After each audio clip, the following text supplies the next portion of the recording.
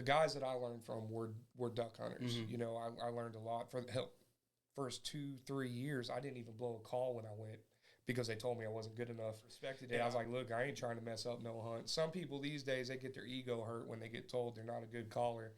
But it's like, you know, it is what it is. All right, I'm not saying it puts motion on the water. So if you have days where it's not very windy, your decoys aren't moving around, you put those in, it puts waves and make your decoys get motion. Okay. Now, do you run a lot of decoys when you're hunting a river compared to hunting a lake? So what's your spread look like? Right now, which I'm sure some people come on here and say, "Oh, that's too many," but I run 24 right now. That's not ridiculous. Some people say before the split you want to run a bunch. After the split you don't want to run as many. But 3 years ago when we were killing a bunch of ducks, I was throwing 24 decoys out.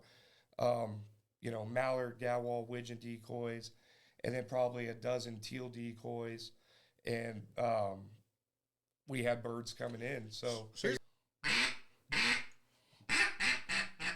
you know, like, hey, how you doing? To the untrained ear, that sounded exactly the same. Does it? See, I hear so different, guys. See, you hear right. Like, dude, but you're a trained duck hunter. Hold on. The untrained ear, it's sounds exactly the same.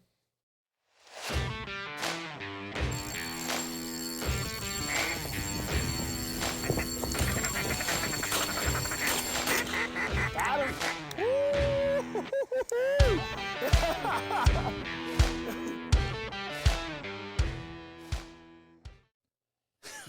Let me hit the wrong button, dude. I don't know what the fuck I was doing. You guys are looking at me like, what the fuck is happening right now? You start talking in Spanish, just goes dumb. Yeah, my headphones are messed up. Send these back.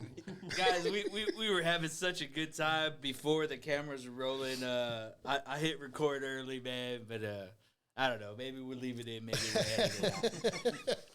Welcome to another episode, a new season, a new year. Welcome to another episode of the Cast&Blast podcast. I'm Pinche Ben.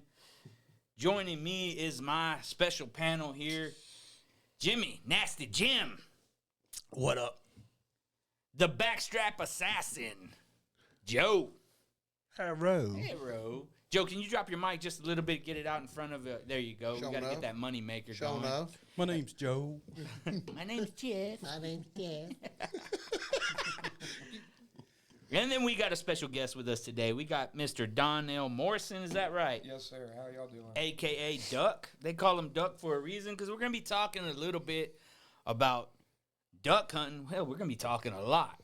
But we're going to talk duck hunting, specifically post-split duck hunting this year. Joe, why don't you go ahead and introduce Donel and let the folks know how, we know him. So, Duck is from the area, right? Duck, you've been here your whole life. Born and raised here, right? Yes, his dad and his family, they owned a D&D feed store, world famous D&D feed store here in Coryell County. Duck and I have been we've known each other for a couple of years now. Big duck hunter. I mean, just great guy all the way around. A legend at Cove High School on the football field. I don't know about that. Oh, yeah, you are. Uh-huh. Joe said he's a big duck hunter. No, he's a big ass dude. He's a big anything, man. Yeah. He doesn't really shoot ducks. He just grabs them out the air as they fly by down the river. He's reaching right? down for them. Well, when I first started, I was the pack mule. I hauled all the decoys. I wonder why. Yeah. My buddies liked when I went. Yeah. Absolutely. So we'll get into decoy talk here in a minute, man. I'm just gonna peel back the layers of who you are and what your background is, and so you say you're from Coryell County. Grew up in the, I guess, Coppers Cove area, right? Yes, played football for the high school down there and stayed in the area. Tell us a little bit how you got introduced to the outdoors. Oh, from my dad. That's exactly how it was. My dad was a big deer hunter. Shot, bows as long as I can remember. He was actually sponsored by Hoyt. He was a pro shooter for him. They paid for his travel fees, entry fees. They gave him bows, arrows, and he was good. And he shot fingers. And, wow. He was a finger shooter. Wow. And up until about I don't know, probably about 7 years ago, he tore his shoulder, and he just couldn't hold the fingers anymore. So he said, "Go have a D loop put on my bow," and he shot with a release for the first time, and he shot his first arrow with the release, and then Robin Hooded that arrow. Wow. Yeah. He was like, man, where's this been my whole life? Yeah, like, and he was like, "Oh wow, this is a lot easier," you know. And I mean, my dad's a big guy. He's 65 years old and has a 31-inch draw, pulls 81 pounds, like just a big, big guy. Dwayne is a mountain of a man.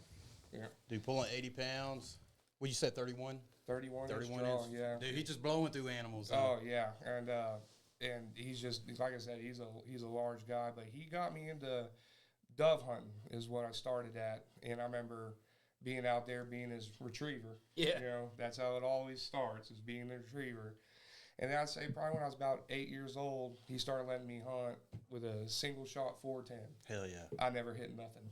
Did you? But you had a lot of fun trying. Oh, I had a blast. Did you dove hunt with that single shot 410? Yeah. Yeah. PJ Ben uses a 30-06 for doves for some reason. Yeah, He does. Sniper mode.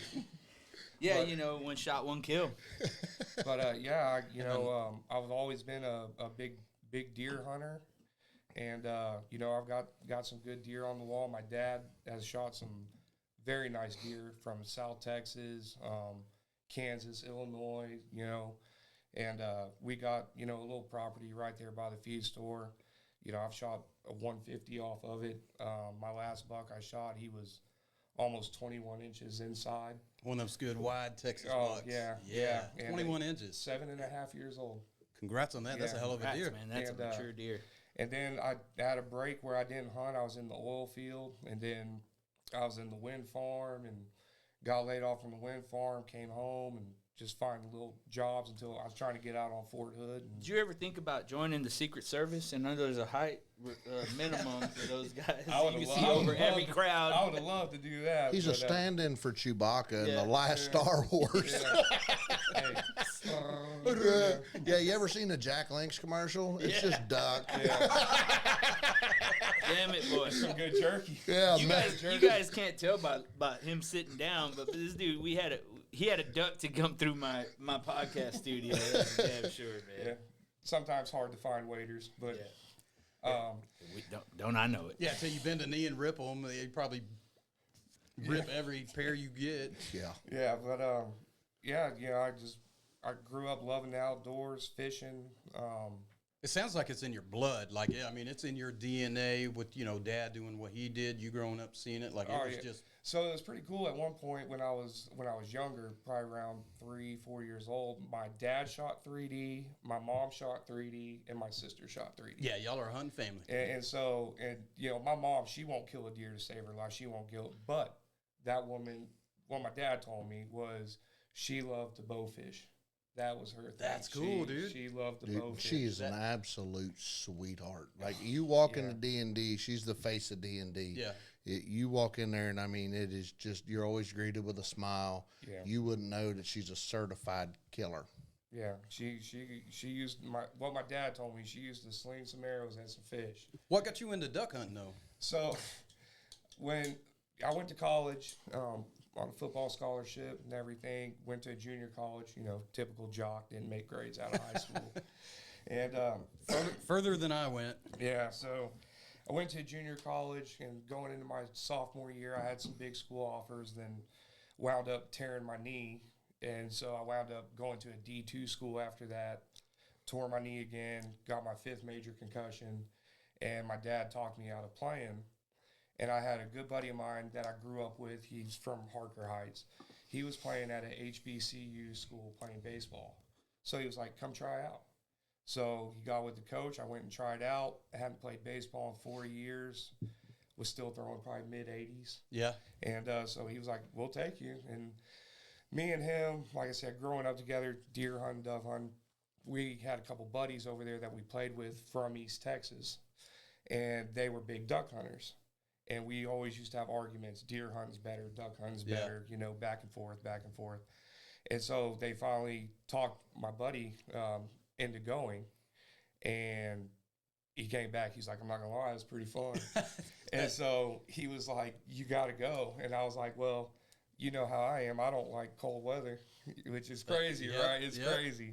I'm a sissy when it comes to cold. Wet, cold weather. I'm here to tell you, my feet get cold. I'm done. Like, it's done. I'm done. Chalk it up. Feet and ears. But it's like everybody's like, you hate cold, but you go sit next to water and duck hunt. I'm like, well, my gear's expensive and it works.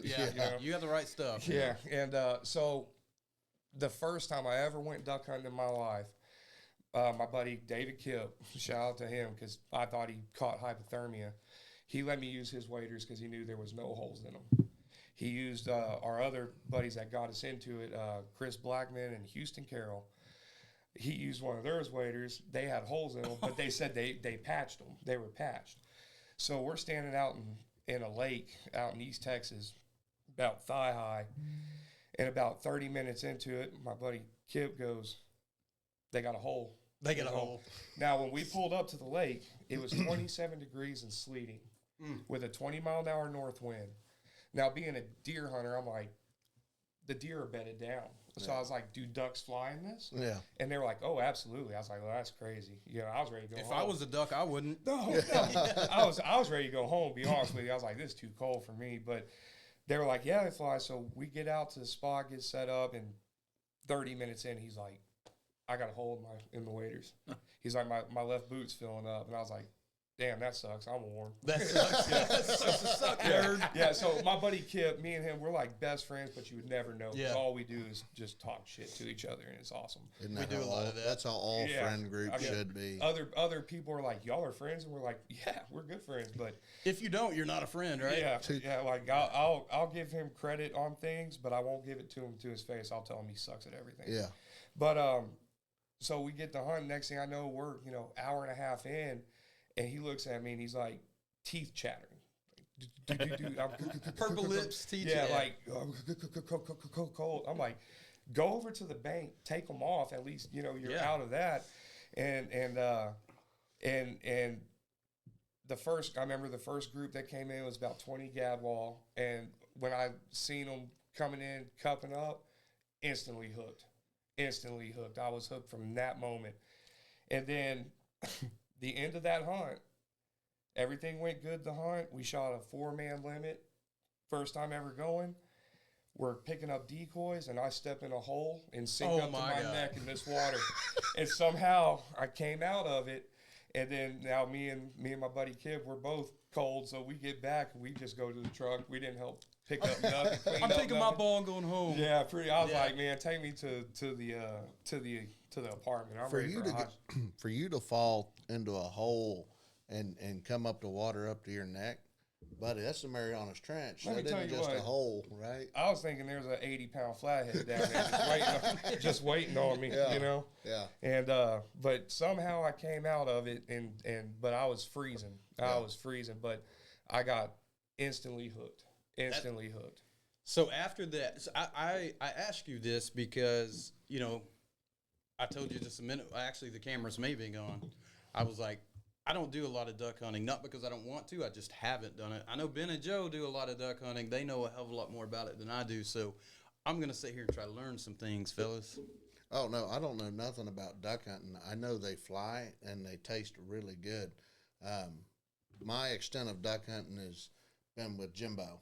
Yeah. Right? Yeah. I've done some decent duck hunting, but not near as much as what like these two have. Being down on the coast, and then just the way you duck hunt here. Yeah. It's kind of new to me also. Duck, have you done a lot of coastal duck hunting? I have never hunted the coast. I got a couple buddies that live in San Antonio, and they've always told me like come down, and stuff, but just never had the job or opportunity to. Now that the job I have, I build up, vacation time and stuff. I got a buddy in Arkansas for years have been telling me like, come on, all you need to do is get your shells, get your duck stamp, and Is it Clay Newcomb? No. Okay. Be pretty cool. Yeah. I'm gonna start doing that stuff. Like, my dad used to tell me about when he would go deer hunting in other places and, meet different people and how awesome it was. And so like I want to venture out and start doing that, especially now that my boy's getting older, like I want to take, like I cannot wait to take him duck hunting. From what I understand, Arkansas has phenomenal duck, and once again, not a duck hunter, but they have a ton of flooded timber. I think they got everything in Arkansas. Yeah, it's supposed to be, I will sit at the house and watch Arkansas duck hunt videos for hours. Like I love it. I love it. And what's really cool right now is like the guys that I learned from were duck hunters. You know, I learned a lot. For the first 2-3 years, I didn't even blow a call when I went, because they told me I wasn't good enough.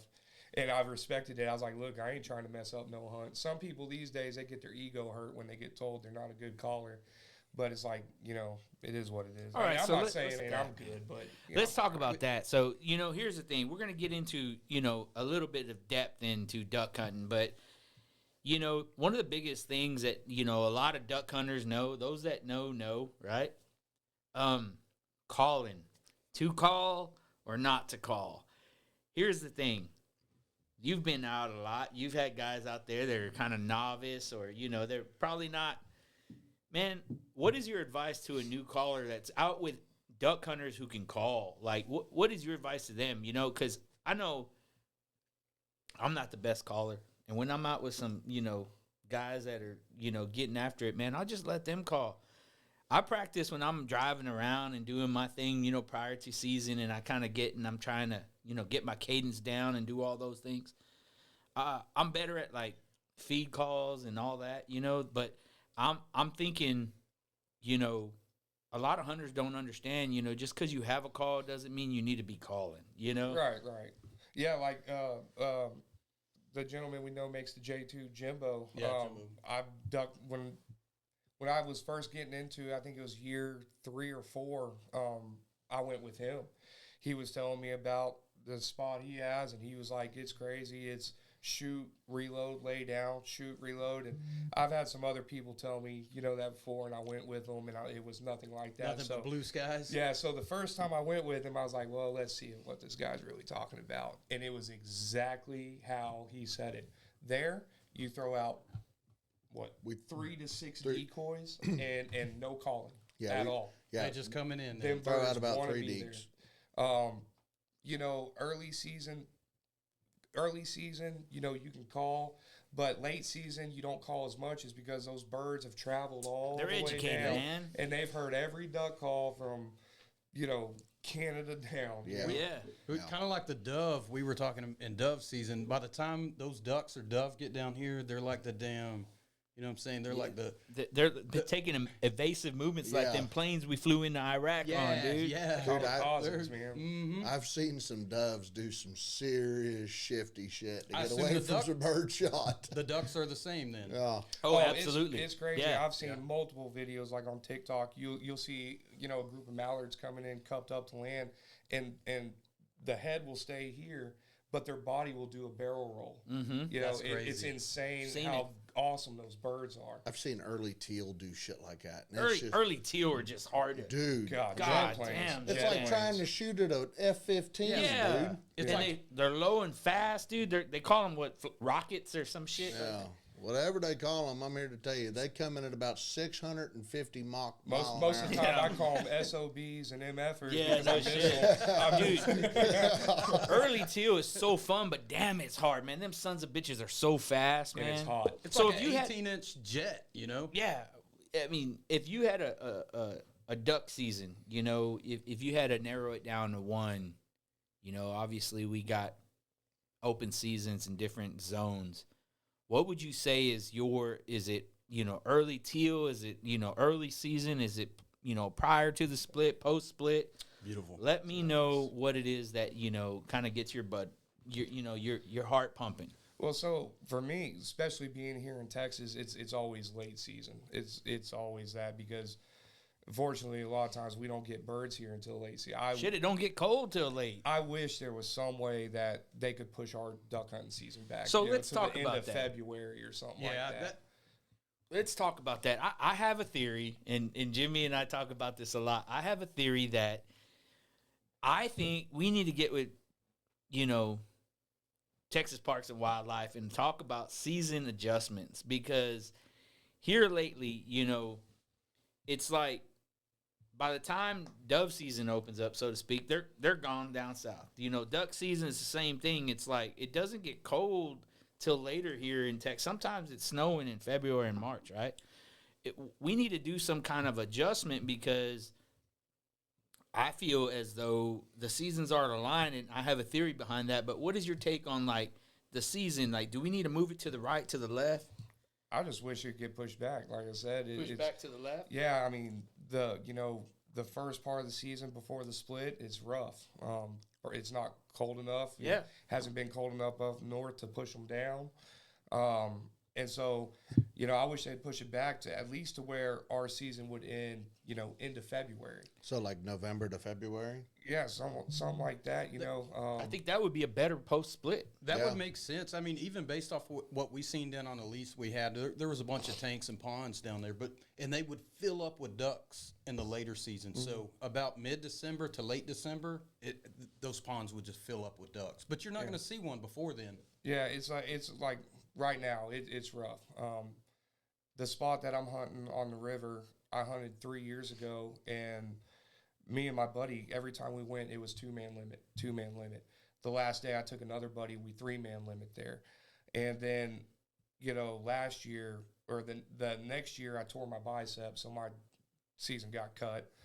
And then last year was just rough everywhere. Even my buddy in Arkansas, I talked to him late season, and I was like, how's it been there? And he goes, well, I've hunted 5 times this year, and 3 times have been this week. So that tells you anything.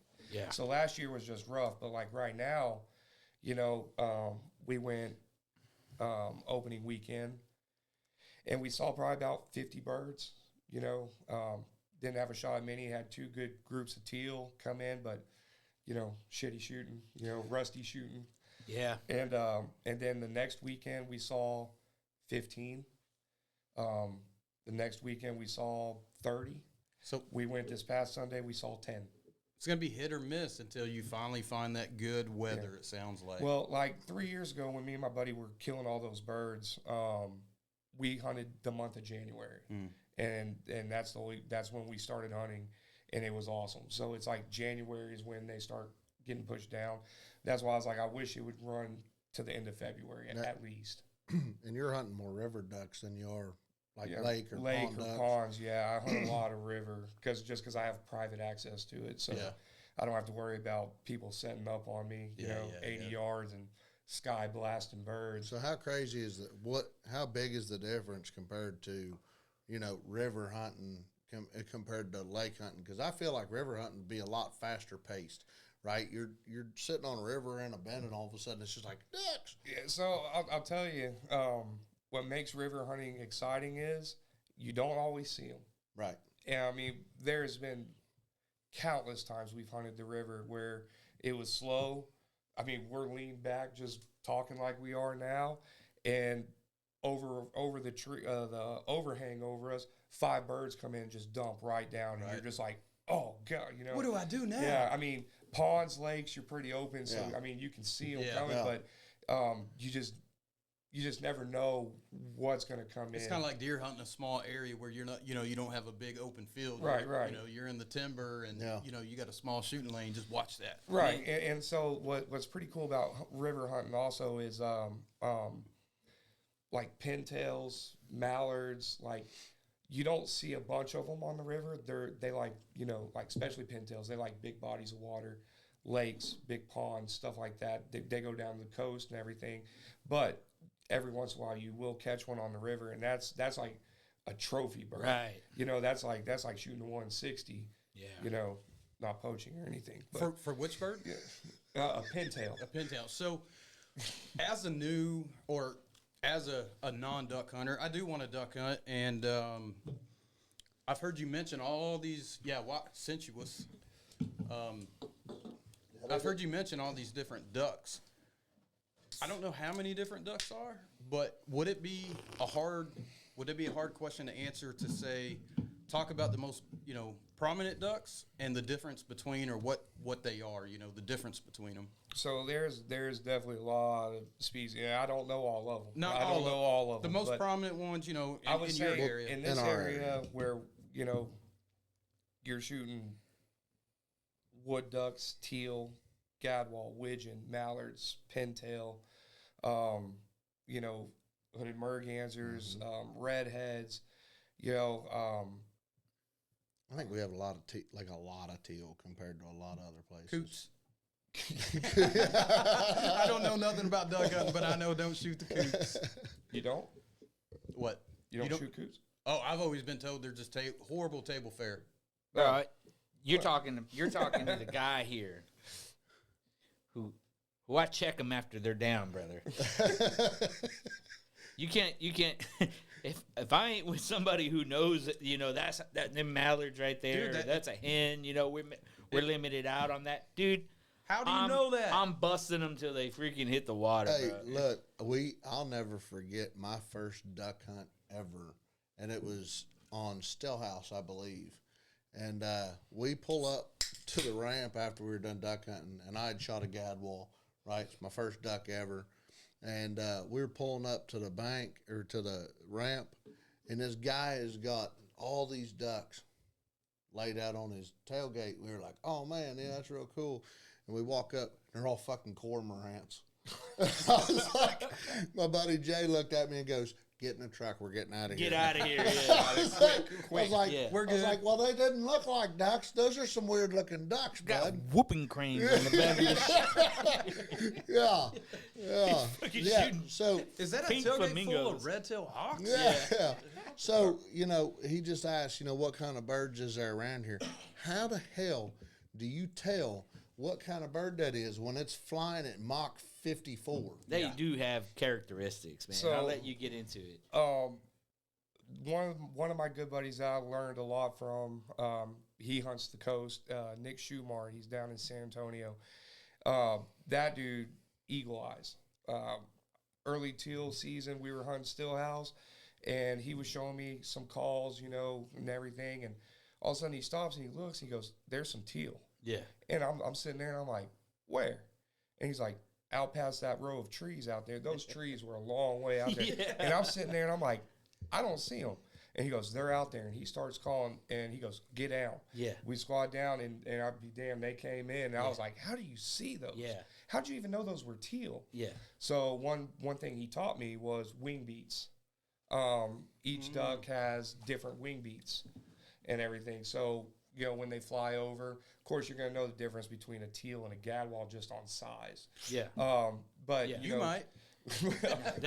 You would learn quick, dude. Yeah, That's a gigantic a teal difference. is this big. Yeah. A gadwall is that. Yeah, big. I know a teal's real tiny, and they've got teal or bluish, you know. They have green feathers. wing and blue wing And teal. then, but I mean, like, I could probably tell what this is flying in. I'd just be like, oh, look, it's Fiona Collie. It's a redhead. It's a redhead coming in, right? And we like redheads, don't we, boys? That's So right. I could That's tell what a right. redhead is, and I mean, I could probably tell you what a mallard is. But a canvasback and a redhead and all that, you know, I mean, they got characteristics that are going to be the same. I can tell you a wood duck ain't no bigger than probably that can of beer. I can tell you that it's got a bunch. It's a purty looking duck. Oh, but, beautiful. But beautiful. if it was flying over, I miss doves, right? Like I could never tell. That's why I go with guys like Duck and Jimbo and you, because I'll be that guy with 16 cormorants across the tailgate with a smile too happy. Like, Yeah. look what I did. Yeah. Well, yeah. I mean, so one thing I was always taught is if you don't know, wait till it lands. Then you can see what it is, you know. Fair enough. But yeah, funny story here. A few years ago, me and my buddy, we went and he got a 3.5 stuck in his gun. His gun didn't take 3.5, but he put one in there and got jammed. And so, you know, shooting time comes, birds start coming in. I'm starting to pop them. He's trying to pry it yeah, out. he's trying to get it out. And I'm like, hey, man, like, you know, come on. Well, anyways, he finally gets it unjammed. He's not shooting good. I'm shooting great, which that don't normally happen, but I'm shooting great that day. Well, anyways, we get down to our last bird. We need one bird left. And we're just kind of leaned back, kicked back, and we're talking. And all of a sudden, his eyes got real big, and he goes, oh, my gosh. And I said, what? He goes, look. And I looked downriver, and around this bend, a ways down, about 400 birds hopped up off the water, and they just started twirling. So I was like, oh my God, I'd never seen that before, and I've been duck hunting a long time. You got a shotgun, you need one bird left and 400 birds in a swirl. Yeah. Right. So I start hell calling them, which is just you just let it ring. It's not even supposed to sound like a duck, but they were twirling, and then here they come. And I don't know if you ever seen like goose videos where they fly low, medium, and high. Yeah. That's how they were coming down the river. So I told them, I said, hey, remember, we need one bird, and it's my shot, because we were taking turns on that last bird. And so I was like, it's my shot. And he's like, yeah, it's your shot. I feel like I need to touch a spotlight real quick. Well, so I see these 3 low flyers. They're coming, and I'm like, there they are. I single one out. Boom. I said, we're done. And I hear, boom. And I went, what the? And he looked at me, and then I hear, splash, splash, splash. And I was like, dude, what are you doing? Like, what? And he was like, I said, why'd you shoot? He goes, just in case you missed. I said, I ain't missed all morning. I ain't missed all morning. I know there was so many birds. There were so many birds. And I was like, oh my gosh. So, called another buddy to come out there to make the limit right. Yeah, there you go. But yeah, it was crazy. And he's new to duck hunting. He's one that I got into it, so it's pretty cool. And you said this was roughly 10 to 15 years it's ago, a while correct? back. Okay. While back. Statutes of limitation.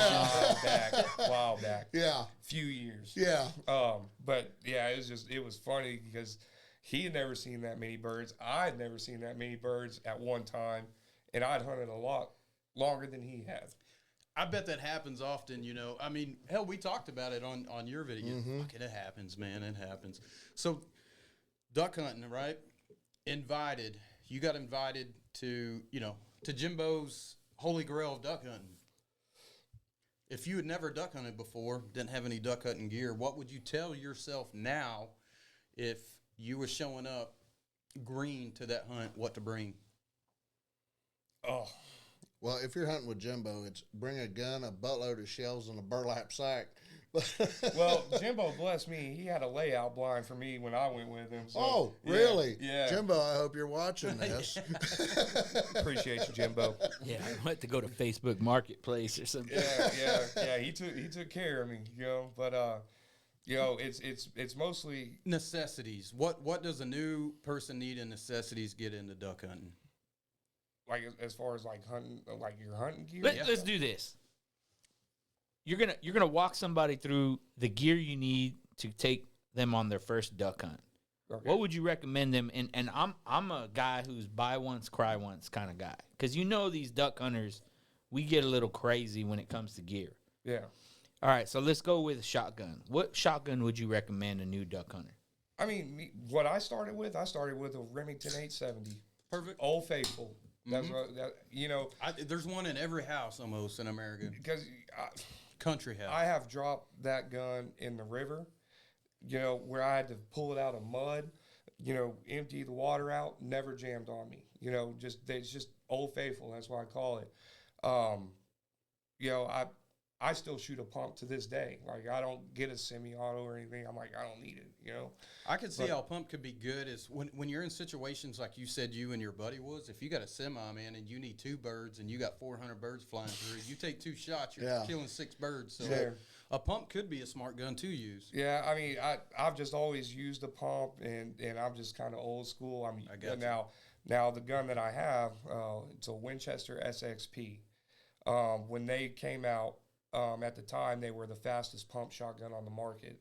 You can literally shoot a shell one-handed, and it'll eject the shell out on its own. Oh, so all you have to do is just push it forward, and which makes it, I can ring off shots just as quick as. Yeah, if I wanted to. But is that a synthetic stock or a wood stock? Synthetic. Yeah, synthetic. It's got like a 28-inch barrel, 29-inch barrel on it. So good, solid shotgun of your choice. Yeah. I mean, I've had, but I'm not trying to bash on people like certain brands, but I've had buddies that's had like Stogers, and not like the expensive Stogers, kind of like the same price range as like a Remington 870. That when it got cold, their guns jammed all the time. Mine does. I got a Stoger I got a Stoger M, 3000, the 12 gauge. I got 2 of them, the 20 and the 12.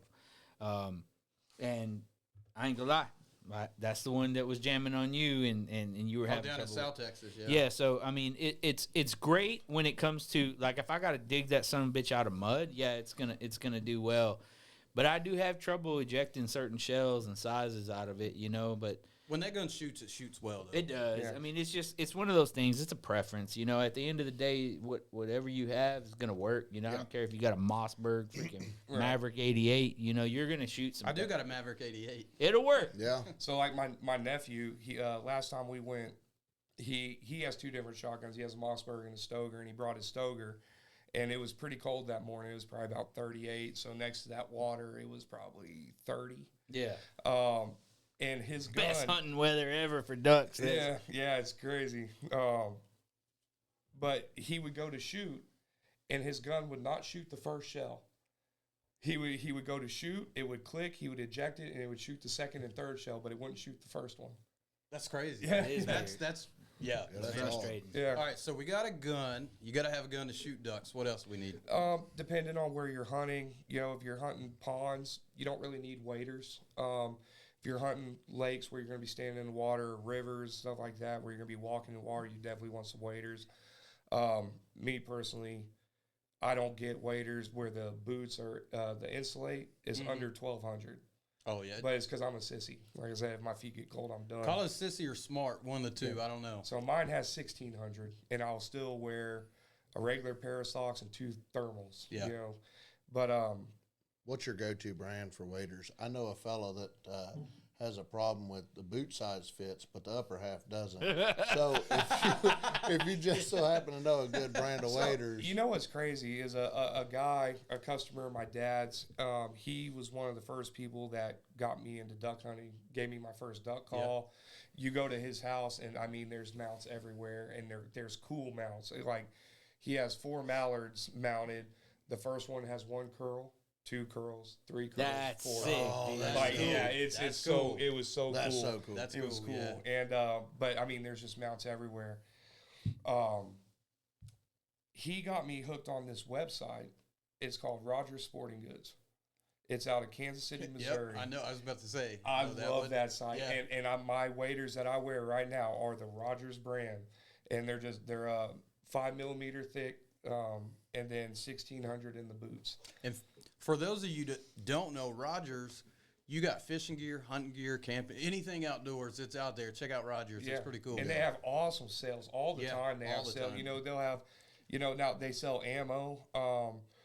But they sell them by the cases. So a case of Black Cloud, 3-inch number 3s, it'll say on there, they had them for $430, but they'll be on sale for $270. Yeah.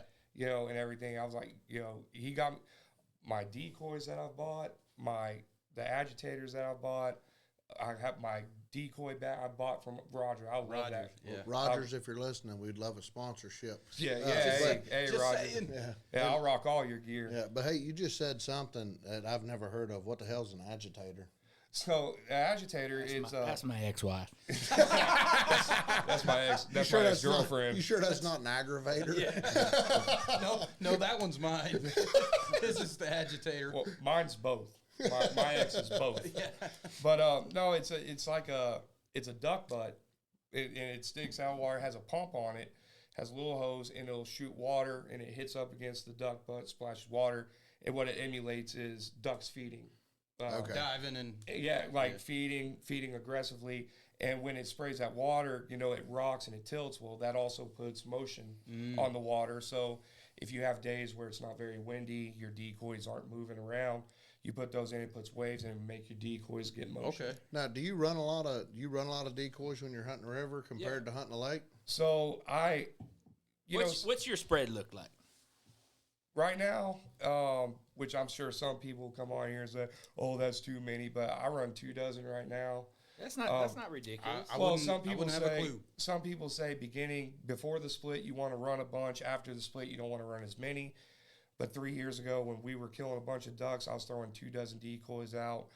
Mallard, gadwall, widgeon decoys, and then probably a dozen teal decoys, and we had birds coming in. So here's the cool thing: do what you do. Like, I mean, we say it all the time: is if it works for you, do what you do, and if it works, it works. You know? Yeah, because like I said, at Jimbo's place, you run 6 decoys. That's it. Yeah, and are you a specific brand? Is there a brand you would prefer over the other? So here we go. And this is just me. This is just me. And I've always been a fan. The first time I ever seen them was back in 2014, and that's the Dakotas. Yeah. Okay. The Dakota decoys. They got the Mallard Drakes. They have felt heads on them. I was gonna say, Ben was talking about how duck hunters spend money. And I'm telling you, you're a duck hunter. I'll say, you go to Academy and get the game winners. You know, a dozen game winners, you're looking at $60. I think half dozen. You're looking at $60. Half dozen of the Dakotas, you're looking at like 180. Yeah. You know? Goodness. But the comparison is night and day. Yeah. It's night and day. They're out in my truck right now. I haven't unloaded none of my duck hunting stuff. That was going to be one of my questions. Is what does your truck look like during season? What's in it? Same thing. Like, you go look at my truck right now. There's bows. There's guns. There's targets. Dude, a duck hunter's truck is interesting, bro. Yeah. I mean.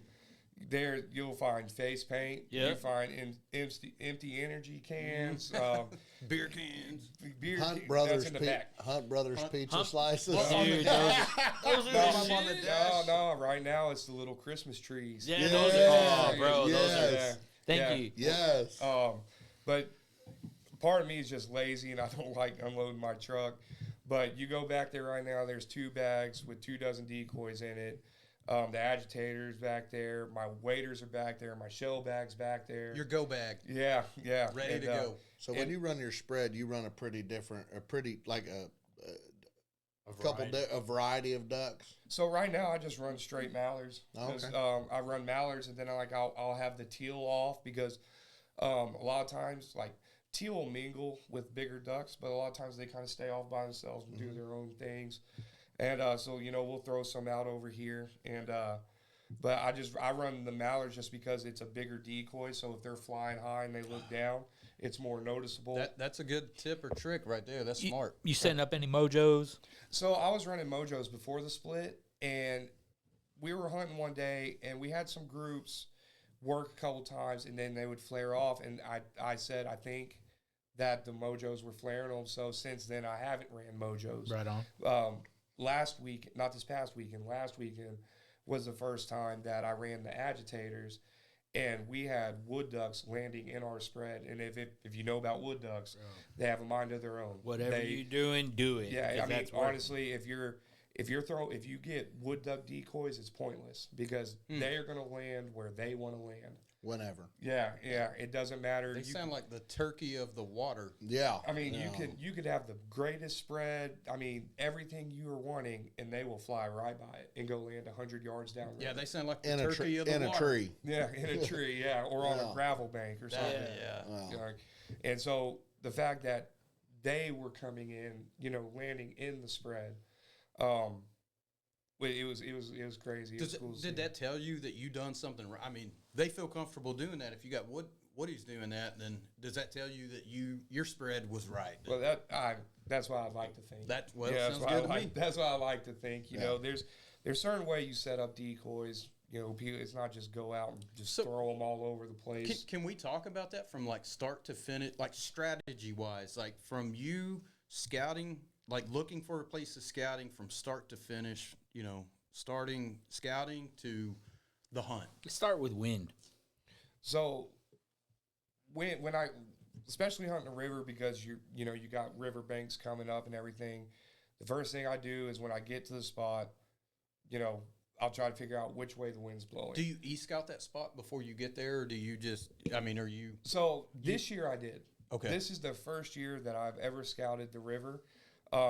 3 years ago, me and my buddy, we just went down there. I told him, I was like, we might not see anything. A duck I've never been down here. I've hunted the river. I know they fly the river. I've hunted a part of the river not far from here where we shot birds. I said, but I've never hunted here.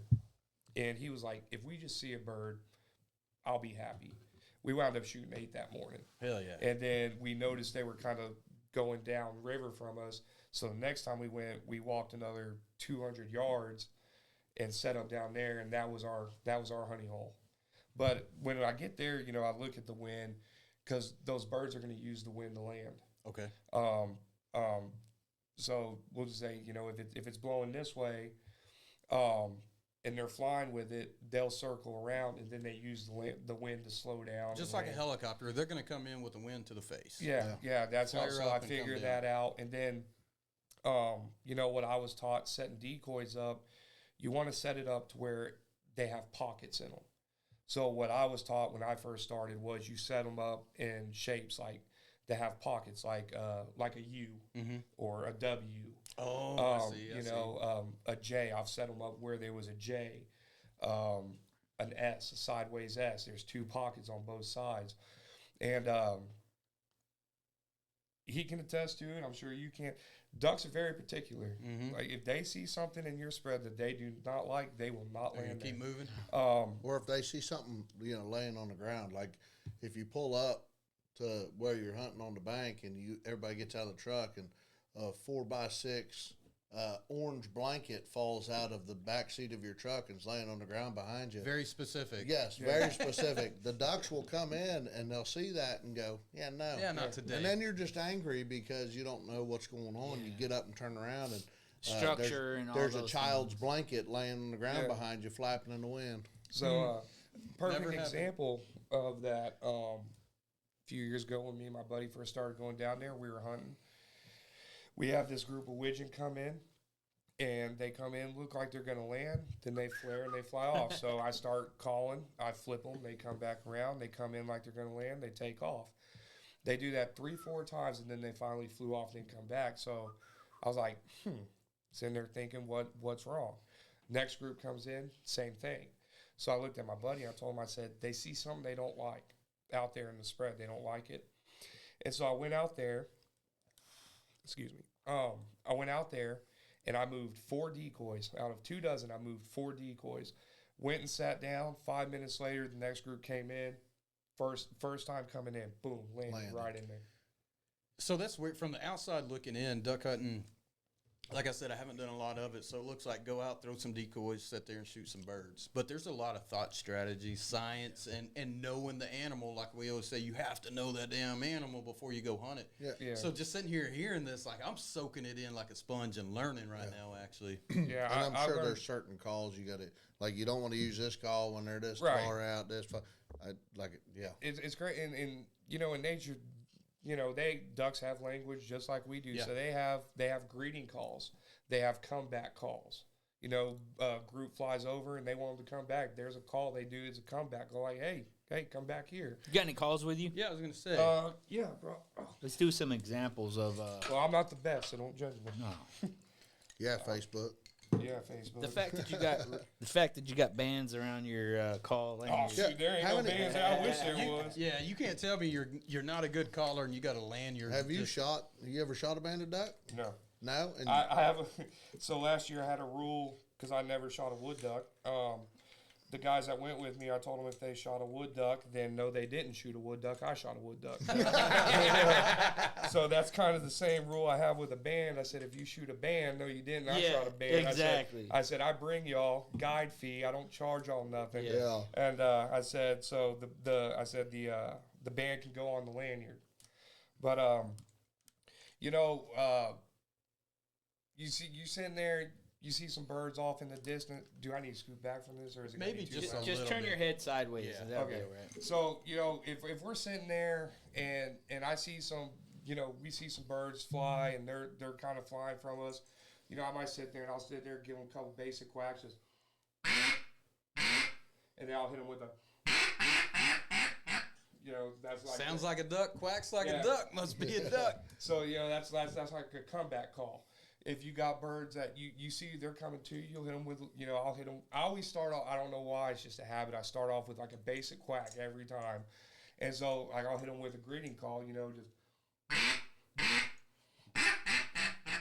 you like, hey, how you doing? To the untrained ear, that sounded exactly the same. Does it? See, I hear so different, guys. Yeah, you hear it right. Like, dude, Yeah, but you're a trained duck hunter. Hold on. The untrained ear, It's it like- sounds exactly the same. So it's like you listening to Spanish. I was just about to say. And me saying something, you'd be like, all that you just sounded the it same. all sounds Yeah, order 2 of those. Yeah. It was pretty. So the guys that I go with right now, they're getting into it. They don't really know how to call. Now my nephew and my right hand man, the first guy started going. They got a decent feed call now. So when we go, I tell them, hey, if you hear me start calling, y'all start throwing out some feed calls. Oh yeah. You got when I first started feed calling, and I was able to call with my buddy. They allowed me to because I wasn't so bad.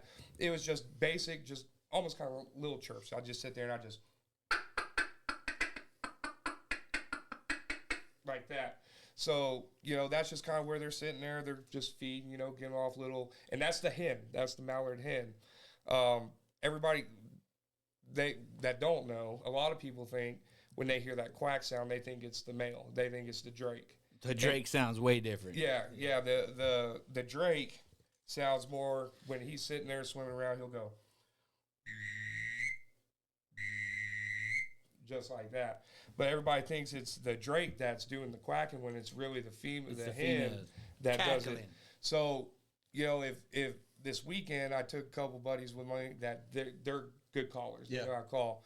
So we were all ringing off, and we'd sit there, and one guy would be doing a comeback call while me and the other guy are doing feed calls. So we'd sit there and we'd be like,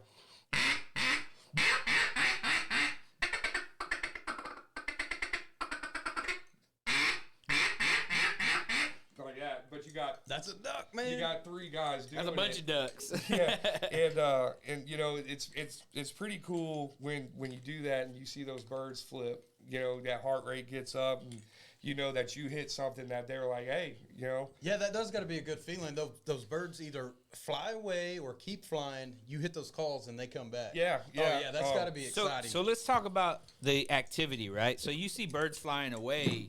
That is not a time to be doing a feed call. See, get into that a little bit, of like a little education on what to do and when to do it. So, when they're flying away, say they're high flying and they're hauling.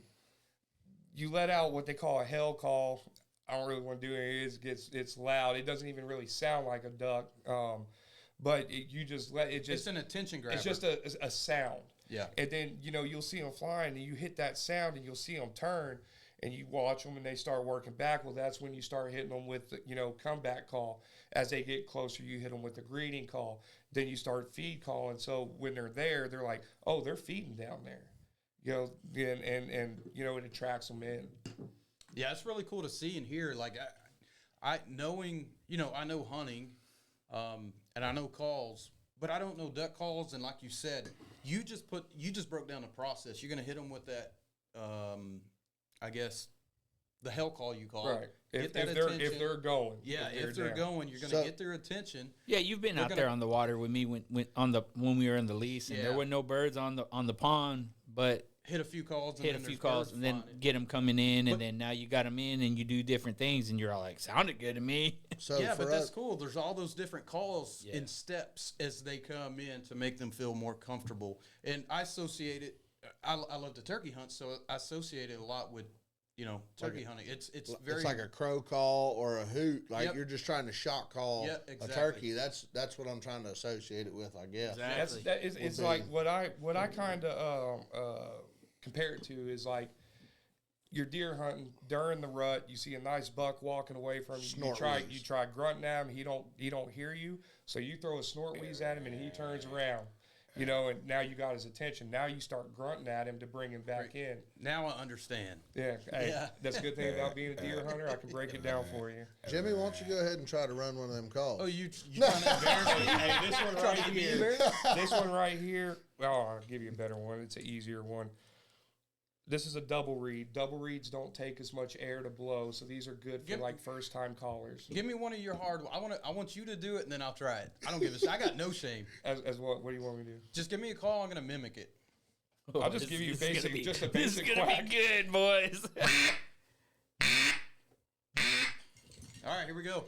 I've never blown on a duck call. So it's not like blowing a grunt. You want to bring it from the torso. That's why I wanted you to. That's why I said I want to. I don't know if you can hear me, but when I do, you hear. All right, here we go. Damn, now I'm a little camera shy.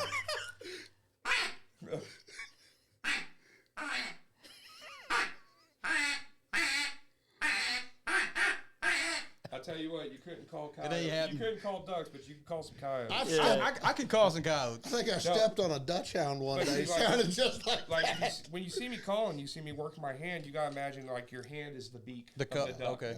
Is a duck. So if you sit here and you.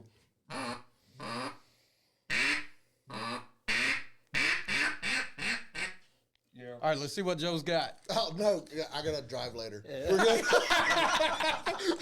you go. I'll give you an easy one. This is a teal right This here. is gonna be easy. This is a teal. That's it. That's a teal. Okay.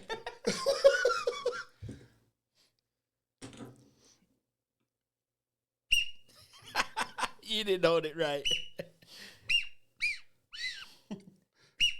I don't know, man. Yeah, it's crazy the different sounds that ducks will make. You know. Yeah, you just pintails.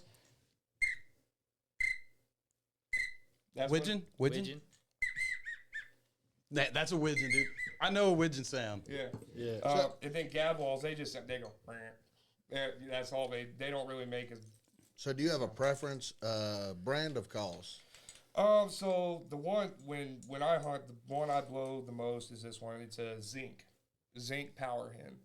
I really like that one. This one, I call this one Old Faithful. Is one of the first ones I ever had. Just the old Duck Commander. I got Duck Commander. Double nasty. Yeah. It doesn't even sound that good anymore, but I can't bring myself to take it off. It's got to stay on the lanyard forever. It's like I mean, you see it, it's cracked and everything, but.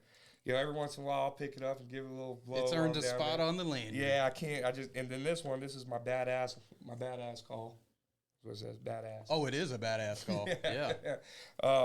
And they make different sounds too. Yeah. So a lot of times this one, if the birds are out of ways, I use this one because it's kind of a louder tone. Yeah. So I probably should have cleaned these. It might be stuck, but you hear this one. And you hear this one. So this one I use more if they're close. If they're close circling, this is what I'll use to work with them. Yeah. If they're far away, this is what I'll use to reach out and get them. But I also use this a lot feed calling just because it doesn't take as much air to do it. I think I hear my dog going crazy over there. Yeah, Luna's probably in there like, looking around. Like, Hey, so one of the things that you guys you might be picking up, Jimmy, is as he's calling, you're hearing a little humming, right? Mm-hmm. You're hearing that in the background. I don't know if you picked that up.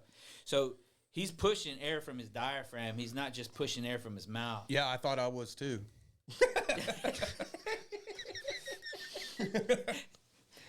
Okay.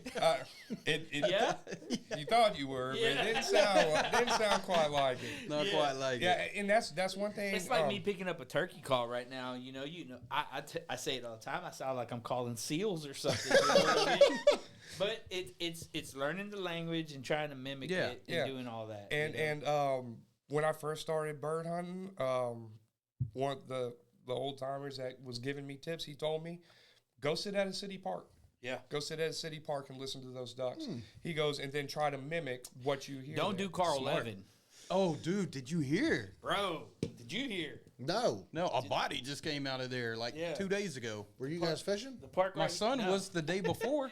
Were you fishing? No, you guys know we have found a body.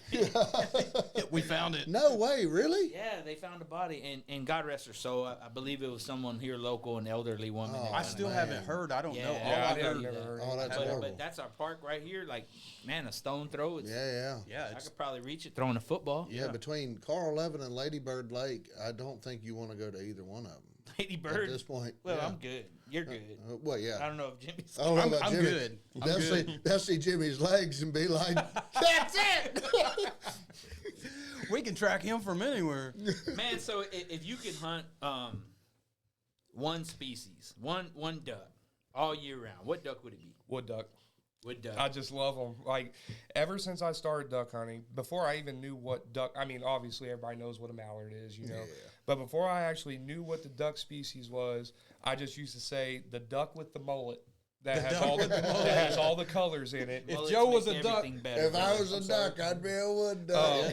Yeah, I just love them. And like I said, I started duck hunting in 2012, and last year I finally got my first wood duck. congratulations on the first wood duck. Yeah, well, so I did have one prior. Back in 2017, I went duck hunting on my birthday with a buddy of mine, with my buddy Kip, the one that almost died in East Texas.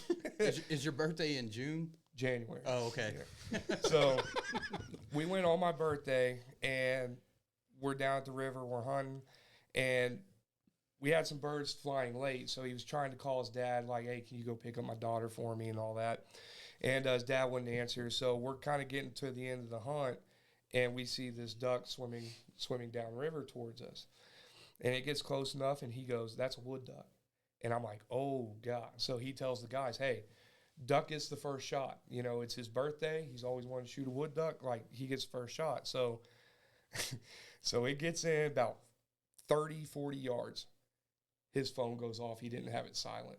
It's his dad calling. It's his dad calling. That and that bird Evasive went, maneuvers. yeah, that bird went, Yeah. and it took off. I threw my gun up. I don't even know if I shouldered it, but I let freedom ring. And it dropped. And I stood up and I just went, I got it. Well, it wasn't dead. So when I walked out to get it, it dove under the water, and I never seen it again. Oh, Because ducks will do that. Yeah. They will go underwater, and they will hold on to stuff and drown themselves before they let you get them. When I shot my merganser, that's exactly what I did. Yeah. I shot a merganser and I didn't kill it. It went underwater, and I sat on that bank because that was the first duck I'd really ever killed. Like I had shot a gadwall one time, one duck, but we were duck hunting, and Jimbo was like, dude, you got a merganser female. That's a merganser male. I was like, shit. We sat for 35 minutes. why shit? Why you say shit? Like, Well, why? because I want to get them mounted. Like, if I got a pair, Yeah. right, I wanted to get them mounted. As soon as he told me it was a merganser male, I was like, all right, I'm killing that duck. And I shot the duck, and he hit the water. So he, in the water, dives. I'm like, oh, hell. And then we sat there for 30 minutes, and all of a sudden his head popped up. And that was all she wrote from that point. They'll drown themselves. Yeah. Oh, yeah. Wow. Yeah. And there's, I guess, like we were talking earlier, you were telling us there's different types of ducks. There's diver ducks, there's Puddle ducks. puddle ducks, there's J2 ducks. There's all sorts of different ducks out there. Do's or D's, do's or Yeah, don'ts. do's or don'ts. Yeah, there's 6'5" ducks. Hey, There's Do they all taste different? So I've shot a few ducks. You know, growing up, we just pop up over pond dams and, you know, pop some ducks off the pond, you know. I can't tell you what kind of ducks they were. They were ducks. I don't know. Yeah. But we tried them. I didn't like it. Right. And now I hear that different ducks have different flavor. You know, they taste differently. So what's the difference between the flavors of the ducks and why? So like your diver ducks, you know, they're eating more of like your fish, you know, crayfish, stuff like that. What are the diver ducks? What species? So like your mergansers, your merganser. redheads, which is like right behind me, those type birds, your spoonbills, ringnecks, stuff like that, to where your puddle ducks, like your mallards, your widgeons, gadwalls, wood ducks, teal, pintail, like those kind of ducks, they're eating, you know, they're eating grains, they're eating acorns, they're eating. I saw a video on TikTok of a guy's trail cam video from his deer feeder, and about 30 wood ducks flew into it and was walking around eating the corn. What? Yeah. And so, you know, they call teal the filet mignon of the sky. I've had teal in a orange chicken recipe over white rice. Yeah. I'm not going to use a redhead for orange chicken recipe.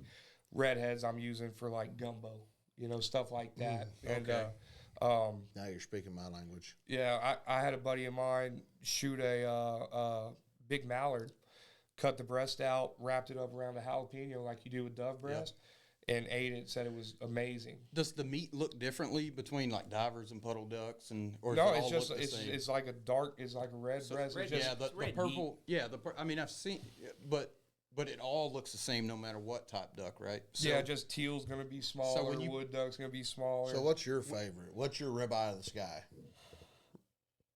A puddle duck. Well, Like a grain-fed duck? If it's a puddle duck, a good example. Last year we shot a beautiful widgeon. Beautiful widgeon. My buddy took it home. I was telling him like stuff he can make with it. Well, he was curious, so he took it home, cut the breast out, rinsed it off, put some just kind of like all-purpose seasoning on it, put it on his grill, cooked it to medium rare. Delicious. Delicious. He brought some into work, and he's like, try this. I tried it. He's like, what do you think? What do you think that is? And I thought it was some kind of beef like that he brought me. And he was like, that's that widgeon. And I was like, oh, wow. Well, I'm telling you, we damn sure must have cooked. It was delicious. We must have damn sure cooked the wrong duck the wrong way then. Yeah, 'cause it wasn't good. You're eating cormorants. Well, the first time I ever ate duck in my life, buddies I played baseball with in college, they cooked it like chicken fried it, like you do deer steak and everything. That's pretty good. And the piece I had wasn't. Yeah. And it could have been a diver duck, but they grew up eating duck, so they loved all kinds. That was exactly how we cooked it, and it was not good. Yeah. Man. Now, so that's the first time I had it was like that. Didn't like it.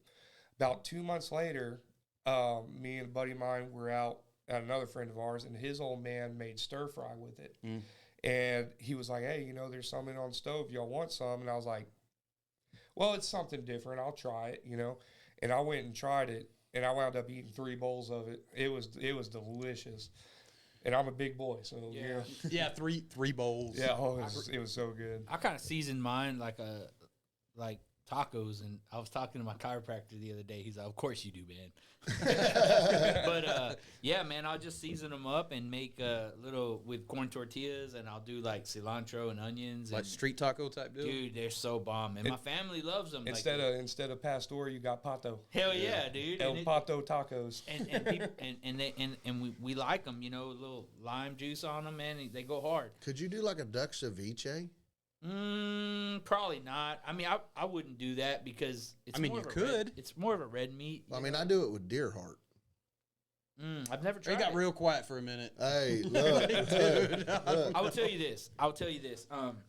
Like coastal ducks, really gamey, really fishy. They're eating more oysters and fish and all that stuff. Where like down here, pond ducks and puddle ducks and stuff, they're eating more like celery, rice, grains and stuff like that. So the diet has everything to do with it. you know? Just like even deer around the country taste differently. So I'd imagine. I would imagine ducks would be the same. See, like that's you said, based off what they're eating. Yeah, I mean that's just like around here. People say they won't eat wild pigs shot around here. I will. Oh, all day long. I'm like, they're pretty much farm raised. They're eating from under people's deer feeders. They're eating out of cow bulk feeders. So it's like they're farm raised. Yeah. Now over in East Texas, you didn't want to eat nothing pig over there over 100 pounds because they have a lot of sloughs. So they'd get down in there eating them bugs and grubs and stuff like that. And the big ones they get get pretty. It does depend where gamey. the animal comes from and what they eat, man. As far as what they taste like. Yeah, it does. Yeah, because over there, I mean, you eat a 150-pound pig, it's pretty gamey. Yeah. I've eaten a 300-pound boar from around here, and it was delicious. Yeah, it's same with just animals in general. I mean, you shoot whitetail up in New Mexico or Arizona where they're eating a lot of sage. Yeah. They taste like sage. I mean, it's the same here. If you shoot a deer around a lot of ag, good tasting deer, not real gamey. No. You shoot one of these deer that's just eating, highbrows and acorns. It's gonna taste like it. Yeah. See, I also think it depends on what you're doing with the meat. I mean, how you prep it, how you I do brines and do all kinds of stuff. I do a lot of extra steps. But I mean, I'm feeding to my family, and I know that it's either gonna make them or break them from eating wild game. Yeah. But man, we talked a little bit about everything, man. We covered calls, we covered decoys, we covered gear, we covered shotguns, shells, all those things. Let's wrap this up with if I'm a new hunter, what advice would you give a new duck hunter, someone new to it? Like, what advice would you get to inspire them? Because obviously, there's something that has you chasing and coming back year after year. What advice would you give a new duck hunter? Get ready because you're going to get hooked. It's going to get expensive. Man. It's going to get expensive. No, it's just I always tell them, like, it sounds crazy to go sit by water when it's freezing, but I just tell them experience it. That's kind of what I'm at the point now is, like, the guys that I take with me, they're new. They're new to it. Last year, my nephew and his cousin, the first time I took them, we shot, I think, 3 birds that morning. And they told me after the hunt, they were like, we're hooked. Yeah. And I was like, what? I was like, you haven't even experienced a good hunt yet. Yeah. You know, like you don't know what a good hunt is. You don't know what taking a tailgate picture full of ducks looks like, you know. Or feels like. And everything. And they're like, I don't know. It would, you know, watching you work birds, watching them come in, the way they land, the way they cup up, that's what got me hooked. That's cool. And I can't explain it to people, the feeling of what it's like. Man, your first flight. I'm telling you. So what people don't know is, you know, you have a big group of gadwall fly over you. It sounds like a jet plane. Mm-hmm. So, you know, that where air going through. I learned that real Yeah. fast. Sounds like a damn helicopter. Dude, man. we were laying on a bank, and like I said, I've not really duck hunted a whole lot. We were laying on the bank of the pond, and all of a sudden it was just like, I was like, what in the hell was that? Yeah, it's loud Especially when a they thick fly. fog where you really can't see the lake or the pond or something like that, and you just know they're out there flutting around, and you're just waiting for that fog to lift. That's the best feeling. Is it equivalent to that big buck walking out that you've been waiting on? Yes. Okay, I'm in. So I'll say this: nothing beats shooting a big buck with a bow. Yeah, it's just that's to me, nothing beats it. But in general, of which one would I rather hunt? I'd rather go duck hunting. I gotta do it then. I'm with you, man. And to be honest with you, it's not so much even you shooting birds; it's the camaraderie. Mm-hmm. It's like dove hunting. It's like you sit around, you talk, you bullshit, you see birds, you be quiet. You know. Yep. I can't tell you how many hunts I've been on where we didn't shoot a bird, but we had a great time. Yeah, but you know, that's what it's about. Time. That's exactly what it's about, though. I mean, yes, we're here to shoot ducks and put food on the table, right? Or shoot that banded woody, right? Everybody wants that, but just sitting in the blind shooting the breeze. Kind of like what we're doing right now. This is just like sitting in a blind shooting the breeze, right? A lot more shit talking, but a lot more. I could imagine if we were shooting, though, there'd be some shit talking happening. Yeah. So, like, for perfect example, this past weekend, my buddy fell in the water. Now, he didn't fall all the way, but he tripped over a lay down that was in the water. Water was murky. He didn't see it. And he fell, and he had to put his hand down. So he was up to here in water, and I instantly started laughing. Because I've been there. Yeah. And when the first duck hunt I ever went on, when I fell in the water, I'm embarrassed, you know, and all that. And they told me, they said, look, if you consider yourself a duck hunter, you are going to fall. It's going to happen. It's going to happen at some point. They were like, we have all fallen multiple times. That won't be the last time. And so it finally happened to him after 3 years, and I laughed. And I laughed because I was like, yeah, I've been there. Gotcha. Yeah, been there. Yeah. But it's just, to me now, it's more of, it's getting people into it. It's getting people hooked into it like I'm hooked into it. You know, about 4 years ago, I took a buddy of mine, never been duck hunting, and his gun was jammed. Like, it wouldn't shoot. Something was wrong with the firing pin. I gave him my gun. And he was like, oh, no, man, I don't want to mess up your hunt. I said, I've shot hundreds of birds, man. It's not about me. It's not about me shooting birds. Yeah, I was sitting here. I enjoy sitting here calling and watching y'all shoot them. I've seen Ben do that with, you know, here, just shoot, you know? Yeah, like, it's just, to me now it's more of like, I enjoy getting people hooked into it and like seeing them like, you know, go out and they're starting to buy their own gear and, you know, and everything, and they're getting into it. And so that's what I like. That's cool. That's what I like. And I, you know, I tell people, you know, if you've never duck hunted before, try it. Like you will if you love dove hunting, you will love duck hunting. It's just a lot colder. It's a lot colder, and they thump a lot harder. Yeah. You know, the one good thing I like about duck hunting that you can't do in deer hunting is you get cold, you can move around. Yeah, true. You know, you can get up, kind of walk around, warm back up. Yeah. I can't do that sitting 15 foot up in a lock-on stand, Yeah. you know. So that's part of the reason why I like it, because I can warm myself up if I need to. Yeah. But I love it. Now, God help you when you got to retrieve those ducks, you know. But Yeah, well, that's the good thing about the river. It's not that wide, Yeah. you know. It's funny because the guys that I go with now, other than my brother who's older than me, all the guys are younger than me. They're like 24, 25 years old. So I told them when they first started coming with me, I said, look, when I first started duck hunting, I was the pack mule. Oh, yeah. I said I was carrying 24 decoys, that guy's shotgun, that guy's shell bag, you know. I said, so the fact that y'all are coming with me, I should not have to carry any of my decoys. Yeah. And so I don't, they carry it. Like, I'll carry the teal decoys. Yeah. But, you know, they'll carry the bags and stuff. But, Yeah. you know, I'm like, hey, I don't charge you to come hunt either. Yeah. So, True. you know, Fair I've carried bags miles and, you Yeah. know, and stuff through some thick stuff, you know. And I was like, so, yeah, it's y'all's turn to carry the bags now. So, to circle back real quick, you played a lot of football. You played football here in Cove. Yeah. You played with probably one of the most notorious quarterbacks of our time, right? Heisman Trophy winner Robert Griffin III. Yes, sir. Right? Did you ever hunt with him? Did you ever No. get to do anything cool like that? No, me and him never hunted. We hung out a lot. Like, Yeah. you know, back in high school, you know, going into our senior year, I pretty much lived with him. Yeah. Going football camps and 7-on-7 stuff and everything. And, you know, he's a great guy. I'd imagine you were a free safety in high school. Tight end. Tight end. I safety. wasn't this big in high school. I was only 6'2", about 210. I didn't get big till I went to my junior college, and then I went up to 245. Tight end in junior college too. Tight end and fullback. They put some weight on you. Yeah. Well, the spring of my freshman year, Arkansas was like, when we come back in the fall, we want to see you at 245. I was at 220 at the time. 245. Yeah, I was 220 at the time, and I could eat whatever I want and not put on weight.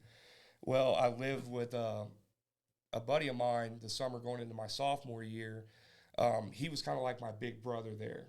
His name was Joseph Kirkpatrick. He actually owns his own gym over in Athens, Texas now, and this dude was gym rat. I mean, was a freak. Jacked. Yes, he was 6'2", 250, ran a 4.6, 540. I mean, just a freak. So Pack mule. You'd take him duck hunting? Oh God, no!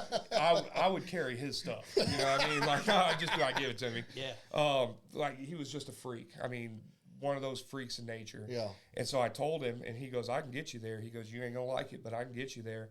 And I wound up going just over the summer. I went from 220 to 252, and then after camp, my playing weight was about 243, and I ran like 4.6, 840. And so Arkansas offered me Iowa State and Tulsa, and then Rob was working on getting me to Baylor, and then I tore my knee.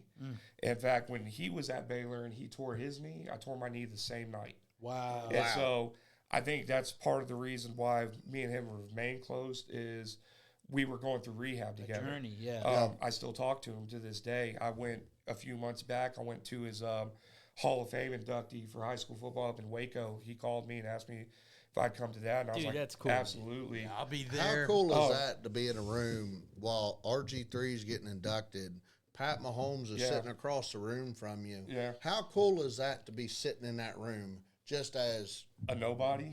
a nobody? You had to be somebody for him to ask you. Yeah, Of all exactly. people he You're invited, he somebody. invited I'm just you. a good friend. Yeah. You know, But that's all it takes. But is but to be a you good obviously had to make an impact in his life for him to Yeah. say, you know what, I want you to come up here with me. I don't know.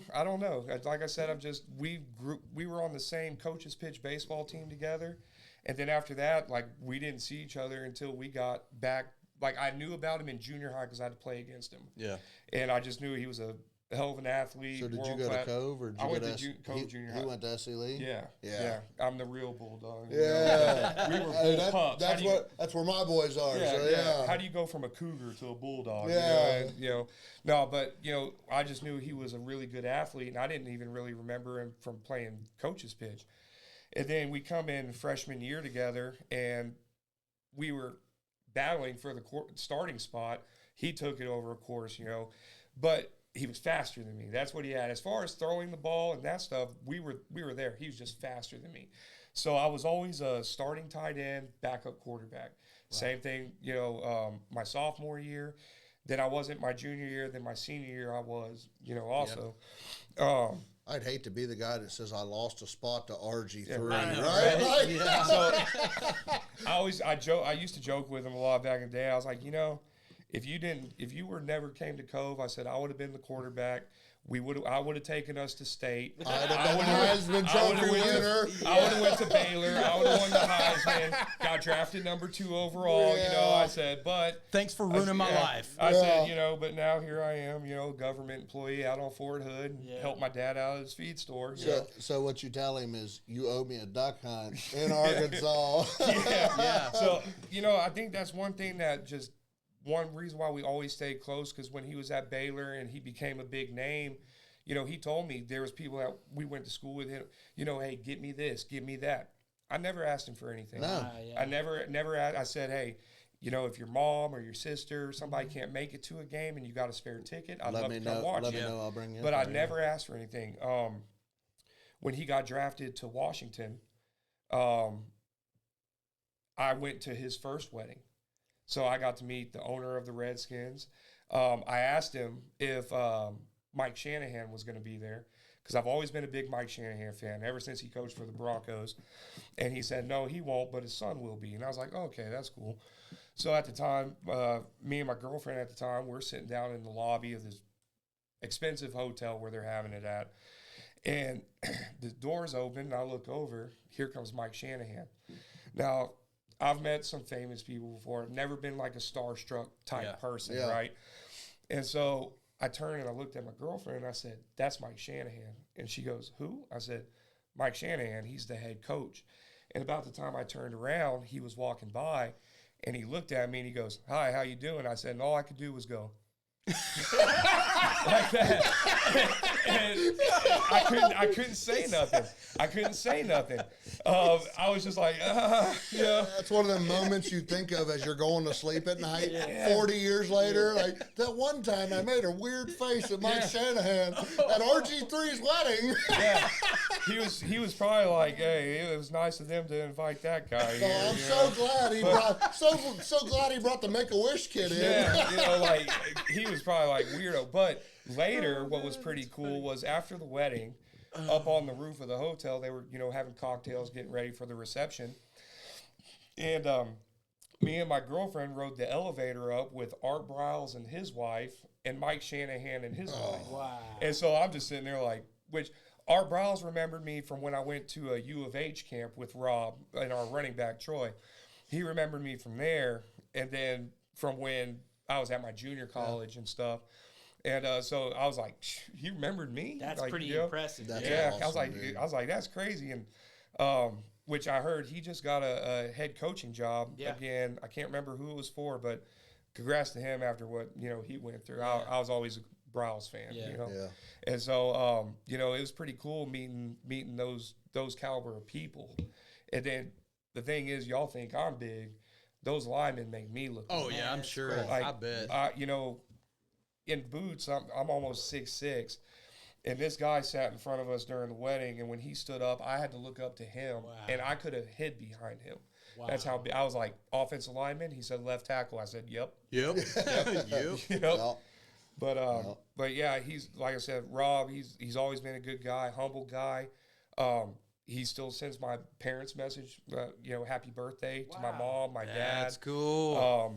When he called me to see if I'd come to his ceremony, he talked to my mom and dad, on the phone and everything. Yeah, he's a really solid good guy. dude, man. I like him. He was raised right. Yeah, I've always been a big RG3 fan. Yeah. I mean, being a Cincinnati Bengals fan, it's extremely hard to root for anybody that plays for the Cleveland Browns. Especially the Bengals. Well, first off, hold your horses. Coming from a Cowboys fan. His last Super Bowl is still on VHS, right? Yeah. So I bet you it's worth money. Yeah, in someone's eyes. Yeah. But watching when he came to Cleveland, I was like, "Oh, dude, this is going to be great." And like I said, I'm a Bengals fan. But I've always followed him and just loved everything he did. But that right there just goes to show that being a good person and just being a good friend. I'll tell you right now. Good shit. I'll tell you right now. RG3 would come out of retirement to play for the Cowboys. You ain't gonna get him to go play for the Bengals, bro. No. A lot of silence in this room. I agree with you. I agree with you. Yeah. But anyway, We'll give you Dak. I Yeah. digress. The only team in the world that their logo is a rating. 1 star. 1 star. Yeah, but it's a big star. Yeah. It's a big star. 1 star. That's the North Star. You know? The North chase Star. it. That's Yeah. the lone star. Well, man, RG3 is a good dude, but man, you're a good dude too, and we're so glad to have you on this podcast. Duck, we do man. appreciate you coming in, bub. I appreciate it. I appreciate you having me. Hopefully do it again one of these days. Hell yeah. Well, we'll do it right after a duck hunt. How about that? Hey, Yeah. come on. Yeah. I know you said something about getting me and my brother possibly on here. Talk Yeah. about pink fishing. We're part of an organization called Absolutely. Pink Pink Fishing. fishing, yeah, we're We- familiar. Yeah, and so it's a pretty good organization. Absolutely. We fish a lot of local tournaments. We Yeah. got pink jerseys Yeah. and all that. Yeah. Yeah. Yeah. These guys are pretty locked in with them too. So Yeah, we do. that's We support RPG Outdoors, and RPG is doing a lot of stuff with them. So I know we've rubbed elbows with them. Hell, they bailed us out of a freaking bind one time on the lake. They damn sure did. They did. I'll tell They you- made fun of us doing it. I'll tell you real quick, pretty cool story that has to do with pink fishing. Me, my dad, and my son, one Sunday morning, we went over to Land Passes. What is pink fishing, real quick, just so people know what you're talking about? It's an organization. They raise money for breast cancer awareness. Right now, they're doing stuff like people with breast cancer. They're gonna take them, their caregiver, their family. They're gonna take them out to like the lake, rent out cabins for them. You know, just let them enjoy and the stuff. outdoors. Last year, they had it was the last one, pink fishing tournament. They had it on Belton, and we raised a little over $6,000 that went directly to a pink fishing member that is battling stage 4 breast cancer. That's right now. amazing. And to help out with medical bills, they said there's a pill that she has to take that every day, and that one pill costs $10,000. That is insane. So, anything we can do to help those families. Getting to that story, me and my dad and my son, we go over to Land Passes to eat breakfast one morning, and I have just a pink fishing shirt on, and, I had a band on and everything, and this gentleman walks over, and he goes, "Excuse me," he goes, "Are y'all part of pink fishing?" And my dad goes, "I'm not." He goes, I donate to their causes, and I support them and stuff. He goes, "But my son is." And he looked at me, he goes, "I just want to thank you for what y'all do." He goes, "My wife got breast cancer." He goes, "and Pink Fishing was the first organization to donate money to help her." Oh man. And I was like, that's amazing, but just that interaction. So when we got done eating breakfast, I wound up walking over to their table, and I took my pink fishing band off and I gave it to her, and she was like, "Thank you so much." And I said, "No, thank you for fighting." Yep. And everything. It was a really cool experience Yeah. that, They're a great organization. yeah, they Great people too. They're not just a cool organization; they are good people. Yeah. And so the guy I call my brother, he's not really my brother. I've known him since I was 9 years old, but me and him, we introduce each other as brothers. We all got one of those. Yeah, legit, and his parents, his mom is actually half owner of Pink Fishing. Okay. So her and her husband, Earl, they do a really good job. They're getting out of the pink fishing tournament. Right. They sold their trailer and everything, so they can do more stuff like the going out to the lake. They talked about putting on like golf tournament, like a pink fishing golf tournament around Smart, here. yeah. So that there's a lot of golfers around here. So I know for the pink fishing tournaments they had good prizes, great payouts, and stuff like that. So I'm sure if they come up with a golf tournament, they're gonna have the same thing. It'll be good great. prizes, and it's a really good cause. I really hope somebody will pick up and keep the pink fishing tournament going. Yeah, I hope so. Because that is a really good. I know that one year we raised like $8,000. Yeah, it was crazy. that's awesome. But it's a really good organization. It is. And my brother, he can tell you a lot more about it. In a nutshell, that's what it is, though. Yeah. I mean, you're raising breast cancer awareness and help monetary value to help those in need. Yeah, like we were fishing off a legit. It was a pink boat. It was wrapped. Yeah. And on the side of it said "Reeling in the Cure." Reeling in the and Cure. and stuff. It says it on our jerseys. Yeah. We have our favorite Bible verse up here, and but it's a really good organization, and we, like I said, we fish tournaments to rep it. You know? Well, dude, thanks for supporting that too. Yeah. Oh, Like, absolutely. For doing that. You know, I don't have anybody in my family that's ever went through it that I know of, but you know, it doesn't mean that we still can't all pitch in and that's help out for the cause. Mm-hmm. But we fish these tournaments around here. I also use those tournaments to scout ducks. So while we're out on them lakes, Hell yeah. see if birds are coming in yet. But Sounds like back in the day doing some arrowhead hunting. Yeah. Well, listen, man, maybe we can have him back on and talk about that. But, man, we just appreciate you coming on the podcast with us today. We had a lot of good times here. I hope you had a good time. oh, absolutely. Yes. Thank you again. Yeah, and I hope you guys had a good time watching. Check us out on the next podcast. You know, thank you for joining the Cast and Blast podcast. We'll catch you guys on the next one. Peace.